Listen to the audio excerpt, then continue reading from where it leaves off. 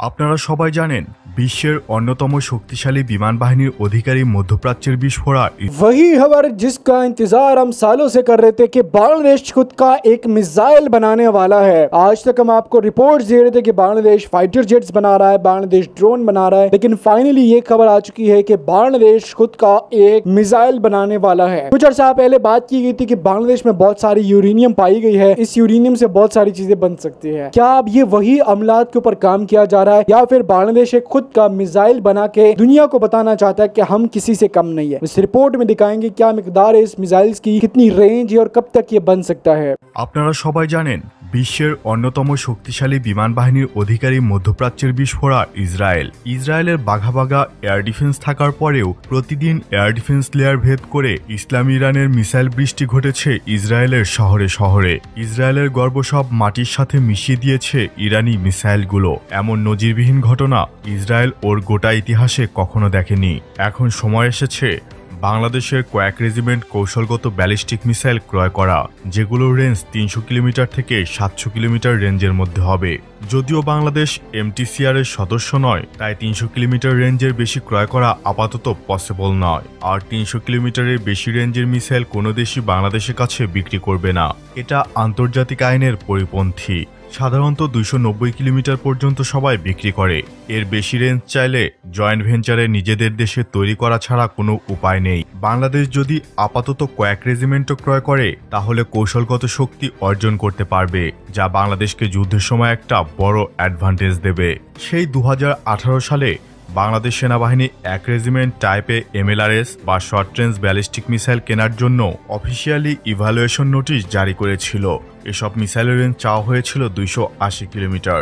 এরপর অনেক গুঞ্জন, অসমর্থিত সূত্রানুসারে বাংলাদেশ সেনাবাহিনী নাকি টাইপে এমএলআরএস এর আওতায় বোরাখান মিসাইলও কিনেছে। তবে এর বাস্তব কোনো প্রমাণ এখন পর্যন্ত পাওয়া যায়নি।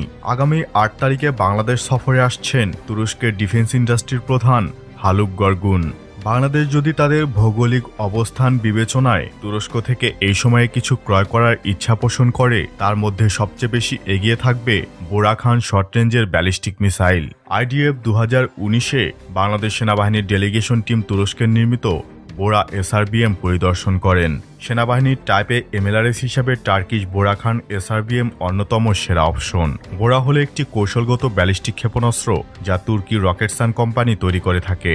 ২৮০ থেকে ৩০০ কিলোমিটার রেঞ্জের এই মিসাইলগুলো যে কোনো শত্রু স্থাপনায় আঘাত হানতে সক্ষম। এটির দৈর্ঘ্য ৭.৮ মিটার, মোট ওজন ২৫০০ কেজি। এর রপ্তানি সংস্করণটিকে খান বলা হয়, যার সর্বোচ্চ পাল্লা ২৮০ কিলোমিটার। এই লঞ্চারটি একটি ভোলাট 8:8 ট্রাকে মাউন্ট করা হয়।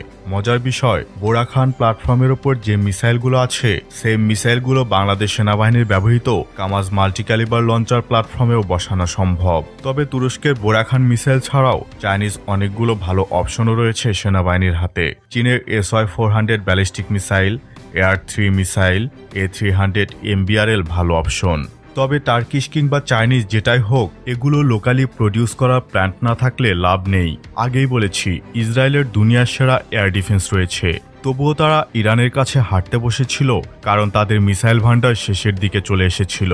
আর এর মধ্যে ইউএসএ না ঢুকলে ইসরায়েল একটা বিশাল মারা খেয়ে যেত। তাই আমরা যেই আর্টিলারি মিসাইল কিনি বা এয়ার ডিফেন্স কিনি, সেগুলো লোকালি বানানোর প্ল্যান্ট থাকা অনেক জরুরি। কারণ কয়টা মিসাইল কিনে আপনার শত্রুর বিরুদ্ধে আপনি কয়টা ব্যবহার করবেন।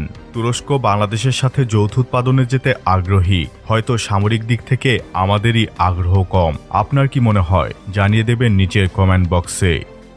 तो बांग्लादेश ने कुछ अरसे से ये एक सिस्टम बना के रखा हुआ था कि दूसरे ममालिकों से टेक्नोलॉजी ले, दूसरे ममालिकों से चीज़ें ले और फिर खुद इस्तेमाल करे, खुद बनाने की कोशिश करे। रिसेंटली टाइम में हमने आपके साथ 2 वीडियो शेयर की थी। सबसे पहले हमने आपके साथ एक ड्रोन की वीडियो शेयर की थी जिसमें बांग्लादेश ये ऐलान कर रहा था कि हम खुद का ड्रोन बनाने वाले हैं। नाउ फाइनली उनके बाद उनकी एक खबर आई कि हम जो है खुद का एक फाइटर जेट बनाने वाले हैं। देन नाउ हो सकता है कि ये वीडियो उससे पहले आ जाए फाइटर जेट वाली वीडियो से, क्योंकि दो में एक साथ ही रिकॉर्ड कर रहा हूँ। तो कहा जा रहा है कि बांग्लादेश खुद का एक मिसाइल बना रहा है। दुनिया में तो वाह हो जाएगी बांग्लादेश की, और दुनिया को अब थोड़ी तकरार की नजर से बांग्लादेश को देखना पड़ेगा। बांग्लादेश को देखेंगे वो लोग, क्योंकि जिस तरीके से ईरान के ऊपर चीजें की है, वैसे ही चीजें हो सकता है कि बांग्लादेश के ऊपर भी किए जाने के इंकशाफात हो सकते हैं या चांसेस हो सकते हैं कि भाई अब वो करें।